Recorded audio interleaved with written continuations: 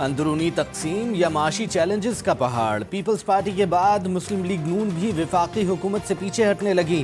نواز شریف کی زیر صدارت اجلاس کی اندرونی کہانی سامنے آ گئی۔ ذرائع کا کہنا ہے کہ شرکاء نے نون لیگ کے قائد کو تجویز دی کہ ہمیں وفاقی حکومت نہیں لینا چاہیے۔ پنجاب میں نون لیگ اور آزاد اراکین کے ساتھ مل کر آسانی سے حکومت بنا سکتے ہیں۔ ذرائع کے مطابق نواز شریف کا کہنا تھا کہ وفاقی حکومت بنانے کے لیے کسی اتحادی جماعت کی غیر اصولی بات کو نہیں ماننا چاہیے۔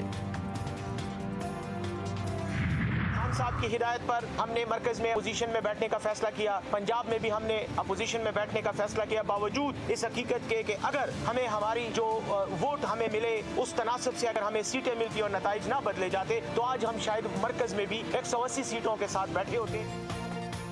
حکومت سازی کے مراحل طے ہونے لگے۔ شہباز شریف اور مریم نواز کے لیے کرسیوں تک پہنچنا آسان ہو گیا۔ پاکستان تحریک انصاف نے قومی اور پنجاب اسمبلی میں اپوزیشن بینچوں پر بیٹھنے کا فیصلہ کر لیا۔ اسد قیصر کی قومی وطن پارٹی کے سربراہ آفتاب شیرپاؤ سے ملاقات، مبینہ دھاندلی پر دونوں جماعتوں کے تحفظات۔ تحریک انصاف نے ساتھ دینے کی اپیل کر دی۔ سابق اسپیکر نے بانی پی ٹی آئی کا پیغام پہنچا دیا۔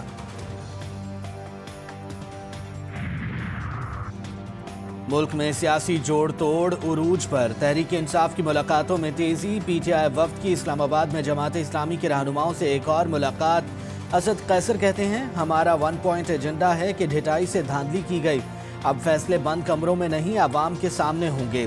لیاقت بلوچ بولے 8 فروری کے بعد پاکستان ایک بھیانک صورتحال کا شکار ہے، ہم نے اپنے موقف کا اظہار کر دیا، ہم ان نتائج کو مسترد کرتے ہیں۔ پی ٹی آئی رہنماؤں کی محمود خان اچکزئی سے ملاقات بھی طے۔ اس حد تک تو بات صحیح ہے کہ جنرل فیض کا جب میں نے نام لیا ہے تو وہ جیسے غلطی سے زبان پہ آ گیا، حالانکہ وہ نہیں تھا۔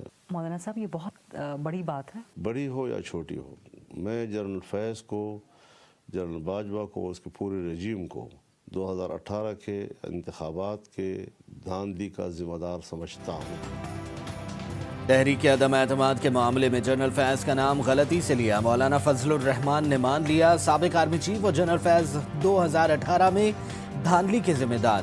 سیاست میں اسٹیبلشمنٹ کا رول نہیں ہونا چاہیے، ہم اسمبلیوں سے استعفے دے کر حکومت ہٹانا چاہتے تھے۔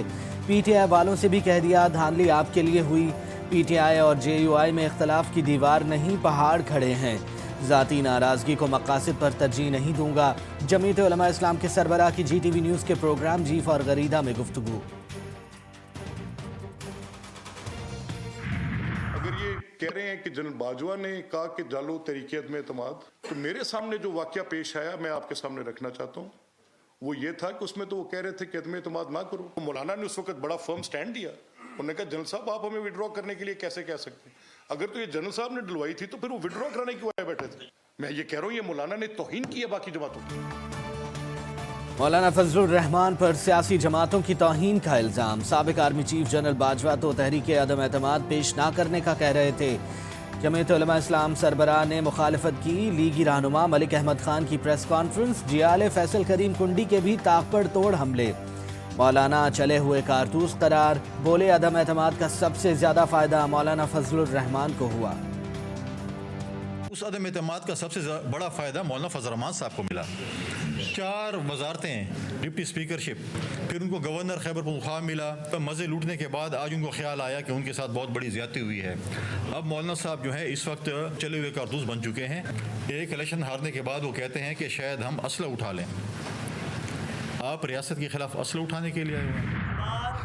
مولانا فضل الرحمان نے اس حوالے سے کی ہے، معاملہ مکمل طور پہ اس سے مختلف ہے، مکمل طور پہ اس سے مختلف۔ اس وقت کے chief of the army staff general Bajwa صاحب نے تمام پاکستان کی قومی قیادت سے یہ درخواست کی تھی کہ ہم عدم اعتماد کی تحریک واپس لیں۔